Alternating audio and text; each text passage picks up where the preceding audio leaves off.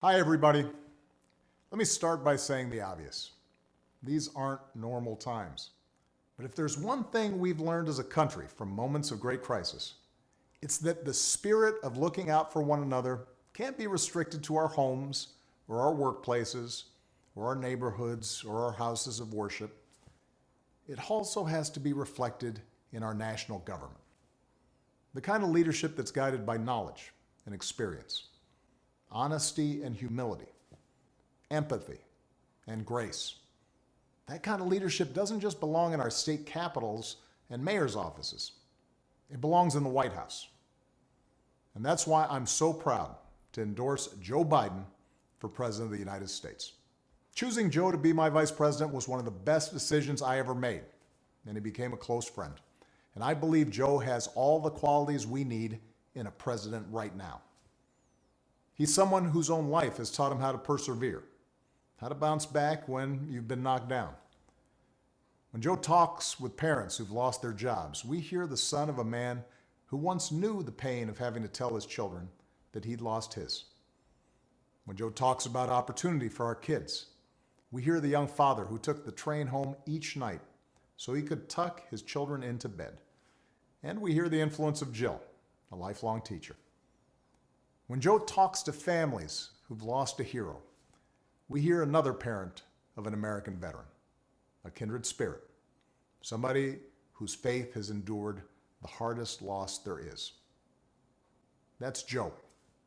Through all his trials, he's never once forgotten the values or the moral fiber that his parents passed on to him and that made him who he is. That's what steels his faith in God, in America, and in all of us. That steel made him an incredible partner when I needed one the most. Joe was there as we rebuilt from the Great Recession and rescued the American auto industry. He was the one asking what every policy would do for the middle class and everyone striving to get into the middle class. That's why I asked him to implement the Recovery Act, which saved millions of jobs and got people back on their feet. Because Joe gets stuff done.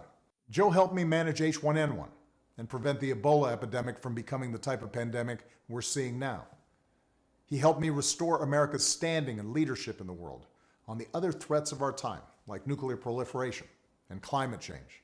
Joe has the character and the experience to guide us through one of our darkest times and heal us through a long recovery. And I know he'll surround himself with good people, experts, scientists, military officials who actually know how to run the government and care about doing a good job running the government and know how to work with our allies and who will always put the American people's interests above their own. Now, Joe will be a better candidate for having run the gauntlet of primaries and caucuses alongside one of the most impressive Democratic fields ever. Each of our candidates were talented and decent, with a track record of accomplishment, smart ideas, and serious visions for the future. And that's certainly true of the candidate who made it farther than any other, Bernie Sanders. Bernie's an American original, a man who has devoted his life to giving voice to working people's hopes, dreams, and frustrations. He and I haven't always agreed on everything, but we've always shared a conviction that we have to make America a fairer, more just, more equitable society. We both know that nothing is more powerful than millions of voices calling for change. And the ideas he's championed, the energy and enthusiasm he inspired, especially in young people, will be critical in moving America in a direction of progress and hope. Because for the second time in 12 years, we'll have the incredible task of rebuilding our economy. And to meet the moment, the Democratic Party will have to be bold. You know, I could not be prouder of the incredible progress that we made together during my presidency. But if I were running today, I wouldn't run the same race or have the same platform as I did in 2008. The world is different. There's too much unfinished business for us to just look backwards. We have to look to the future. Bernie understands that, and Joe understands that. It's one of the reasons that Joe already has what is the most progressive platform of any major party nominee in history. Because even before the pandemic turned the world upside down, it was already clear that we needed real structural change. The vast inequalities created by the new economy are easier to see now, but they existed long before this pandemic hit. Health professionals, teachers, delivery drivers, grocery clerks, cleaners, the people who truly make our economy run, they've always been essential.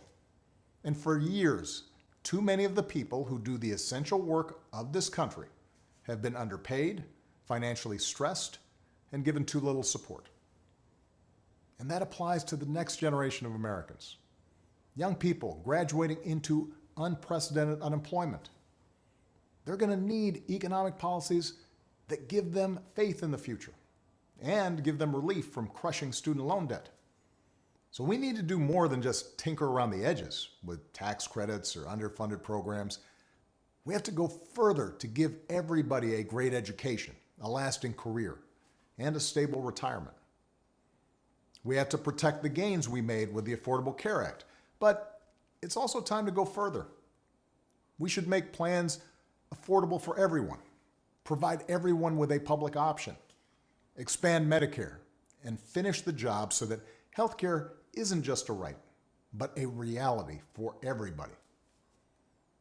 We have to return the U.S. to the Paris Agreement and lead the world in reducing the pollution that causes climate change. But science tells us we have to go much further, that it's time for us to accelerate progress on bold new green initiatives that make our economy a clean energy innovator, save us money, and secure our children's future. Of course, Democrats may not always agree on every detail of the best way to bring about each and every one of these changes.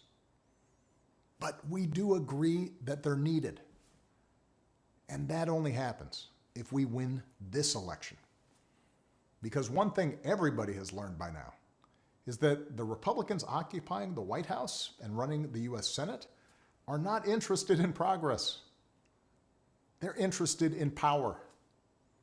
They've shown themselves willing to kick millions off their health insurance and eliminate pre-existing condition protections for millions more, even in the middle of this public health crisis, even as they're willing to spend $1 trillion on tax cuts for the wealthy. They've given polluters unlimited power to poison our air and our water and denied the science of climate change, just as they denied the science of pandemics. Repeatedly, they've disregarded American principles of rule of law and voting rights and transparency, basic norms that previous administrations observed regardless of party, principles that are the bedrock of our democracy. So our country's future hangs on this election, and it won't be easy. The other side has a massive war chest. The other side has a propaganda network with little regard for the truth. On the other hand, pandemics have a way of cutting through a lot of noise and spin to remind us of what is real and what is important. This crisis has reminded us that government matters.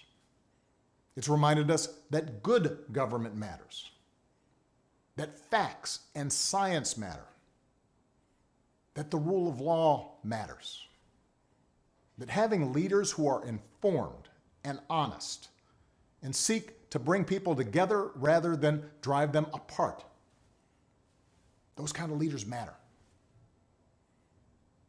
In other words, elections matter. Right now, we need Americans of goodwill to unite in a great awakening against a politics that too often has been characterized by corruption, carelessness, self-dealing, disinformation, ignorance, and just plain meanness.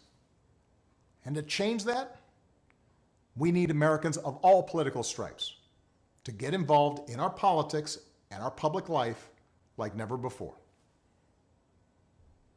For those of us who believe in building a more just, more generous, more democratic America, where everybody has a fair shot at opportunity.